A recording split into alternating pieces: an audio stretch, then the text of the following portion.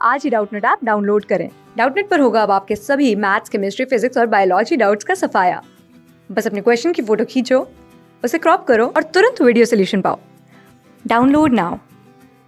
यहाँ पर क्वेश्चन में हमसे कह रहे हैं कि हमने एक ड्वार्फ प्लांट लिया और इसको जिब्रेलिन्स के साथ ट्रीट कर दिया ताकि ये टॉल हो जाए, लंबा हो जाए, और फिर इसको हम एक प्योर टॉल प्लांट के साथ जब क्रॉस करते हैं तो हमें पहली जनरेशन में, F1 जनरेशन में किस तरह के प्रोजेनी मिलेंगे, ये हमें दिए गए ऑप्शंस को देखकर बताना।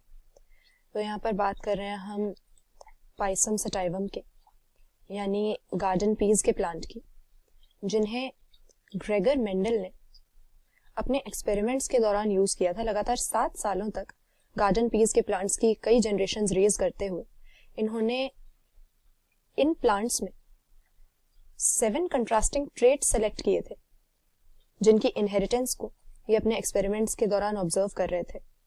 और एज अ रिजल्ट इन्हें ये पता चला कि किस तरीके से ये ट्रेट्स पेरेंट से प्रोजेनी में, यानी एक जनरेशन से अगली जनरेशन में पास ऑन हो रहे हैं।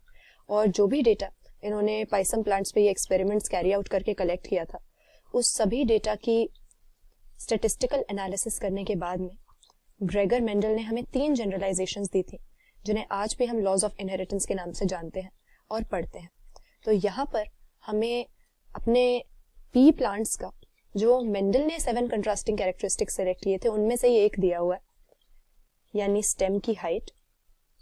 और क्योंकि कंट्रास्टिंग कैरेक्टर है तो ऑब्वियसली यहाँ पर सिर्फ 2 हमें डिस्टिंक्ट चॉइसेस फिनोटाइप में देखने को मिलेंगी।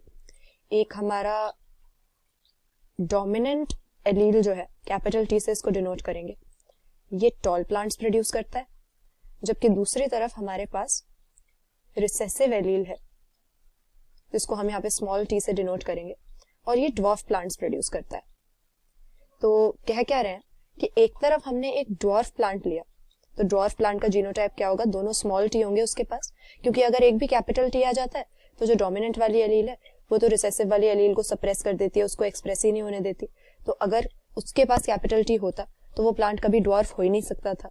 तो ये हमारा ड्वार्फ प्लांट था, इसको हमने ट्रीट कर दिया जिब्रेलिन्स के साथ। अब जिब्रेलिन्स क्या होते हैं, ये हमारे पीजीआरस, यानी प्लांट ग्रोथ रेगुलेटर्स, जिन्हें हम प्लांट हार्मोन्स भी कहते हैं, ऐसे सब्सटेंस होते हैं जो कि प्लांट में ग्रोथ प्रमोट करने का काम करते हैं। तो अगर हम किसी प्लांट को पीजीआर के साथ, पर्टिकुलरली जिब्रेलिक एसिड्स के साथ ट्रीट करेंगे, तो अपनी ग्रोथ प्रमोटिंग एक्टिविटी की वजह से प्लांट की ये इलोंगेशन तो करवा देगा, यानी हाइट जो है प्लांट की वो इस हार्मोन के एक्शन से बढ़ जाएगी अगर हम इसकी एप्लीकेशन प्लांट पे करते हैं।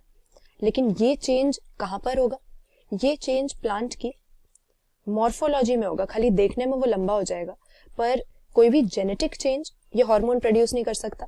ये जीनोटाइप को या जेनेटिक मटेरियल को अफेक्ट करने की एबिलिटी नहीं रखता। बस प्लांट में इसने ग्रोथ बढ़ा दी, ज्यादा रैपिडली सेल डिवीजन हुई तो उसकी इलोंगेशन हो गई, उसकी हाइट बढ़ गई। लेकिन प्लांट का जीनोटाइप तो सेम का सेम रहेगा।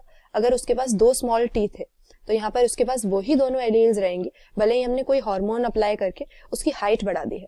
तो जिब्रेलिन्स हम अप्लाई करें या ना करें, उससे हम कोई क्रॉस कैरी आउट कर रहे हैं, उसके रिजल्ट पे तो कोई फर्क पड़ेगा नहीं, क्योंकि इस तरह के चेंजेस जेनेटिक लेवल पे नहीं होते हैं। किसी तरह की म्यूटेशन या एलील्स में कोई चेंज ये क्रिएट नहीं कर पाएगा हार्मोन, बस उस समय पर ग्रोथ बढ़ा देगा। तो पेरेंट से प्रोजेनी में जो पास ऑन होता है, जब हम क्रॉस कैरी आउट करते हैं तो हमें जो प्रोजेनी मिलेंगे, उन्होंने क्या रिसीव किया अपने पेरेंट्स से, उन्होंने रिसीव की hereditary information. Genetic material parent से प्रोजेनी में गया, तभी पेरेंट के कैरेक्टर्स प्रोजेनी में आए। तो जो हार्मोन हमने अप्लाई किया था उससे तो कोई लेना देना नहीं अगली जनरेशन का। अगर हम अगली जनरेशन को वही हार्मोन अप्लाई करेंगे तो उसकी हाइट बढ़ जाएगी, अगर नहीं करेंगे तो इस हार्मोन का कोई भी असर हमें नजर नहीं आएगा। क्यों? क्योंकि हार्मोन ने कोई जेनेटिक लेवल पे चेंज क्रिएट नहीं किया, और पेरेंट से प्रोजेनी में क्या जाता है, हेरिडिटरी इंफॉर्मेशन जाती है। कोई हार्मोन, कोई ग्रोथ प्रमोटिंग सब्सटेंस पेरेंट से अपनी अगली जनरेशन में नहीं जाएगा। तो ये हमारा ड्वार्फ प्लांट था, भले हमने इसको हार्मोन डाल के लंबा कर दिया, लेकिन अभी भी जेनेटिकली ये ड्वार्फ ही है। और फिर हम इसको एक प्योर टॉल प्लांट के साथ क्रॉस कर रहे हैं, यानी दूसरा जो हम यहाँ पे ले रहे हैं उसका क्या जीनोटाइप होगा, प्योर टॉल है, मतलब उसके पास दोनों ही डोमिनेंट एलील्स होंगी।